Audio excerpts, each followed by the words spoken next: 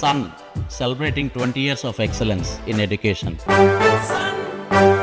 నా బిడ్డ నా కళ్ళు ఎదురుకు లేకుండా పోయాడా, నా కళ్ళు అయిపోయాడు. నా బిడ్డ 5 నిమిషాల ముందే నా బిడ్డ నా ఎదురుగా ఉన్నాడా, నా ఎక్కడికి వచ్చి నేను ప్రజావేదికలో ఉండి నాతో మాట్లాడాడా.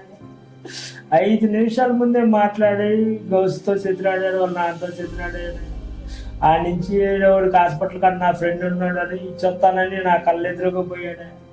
తీరా చూస్తే అక్కడ కళ్ళు తిరిగి పడిపోయారని వేరే వాళ్ళు ఫోన్ చేస్తే ఆడికి మేము పోయేలోపు 5 నిమిషాలే మాకు వాడికి రావు.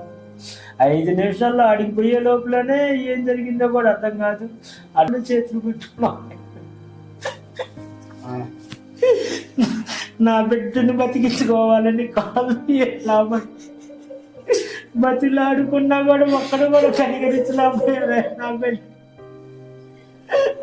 ఒక్క నిమిషం రాపించి తాళుకు అట్టుబడి రాపించి నడితే నా బిడ్డ నా ఎదురు కొద్దిగా బతికడానికి ఛాన్స్ ఉండేదేమో అని అనుకున్నాను. బాబు 40-50 మంది కుర్రోళ్ళు ఇటు నెట్టి అటు నెట్టి అడ్డం తిరిగిసినా కూడా ఎవరు కళ్ళు ఇప్పించుకొని ఆడేది. ఆ సమయానికి ఆయన వచ్చాడయ్యా. నా బిడ్డ నా కళ్ళు ఎదురుకు లేకపోతే హాస్పిటల్ పోయేసరికల్లా టైం దాటిపోయిందండి. 7:30 గంట దాకా పెట్టింది ఆ ట్రాఫిక్ నుంచి క్లియర్ చేసుకొని మేము ఊరు బయటకు పోయాలకి. ఆ టైం మొత్తం కూడా అక్కడ పోయింది. నా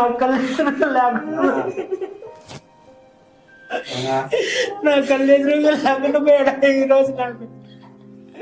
నా బిడ్డకి జరిగిన ఒకరికి జరగ ఇలాంటి పెట్టి ఇలాంటి చేసి నా బిడ్డకి ఆ ట్రాఫిక్ సమస్య ఒకటి లేకుండా కొద్దిగా బతికేవాడని ఆశ ఉంటుందయ్యా నా బిడ్డకి.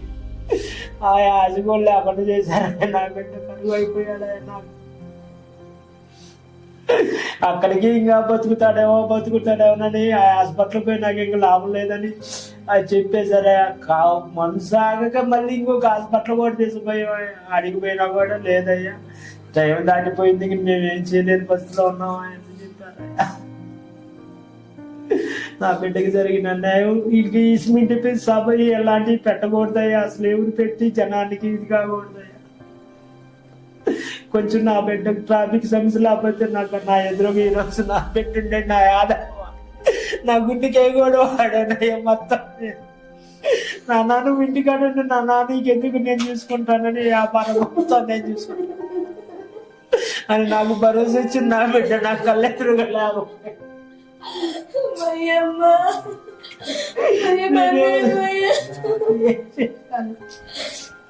నా బిడ్డ నా ఎదురుగా లేకపోతే మా వాడికి చేయాలి, వీడికి చేయాలి నాన్న.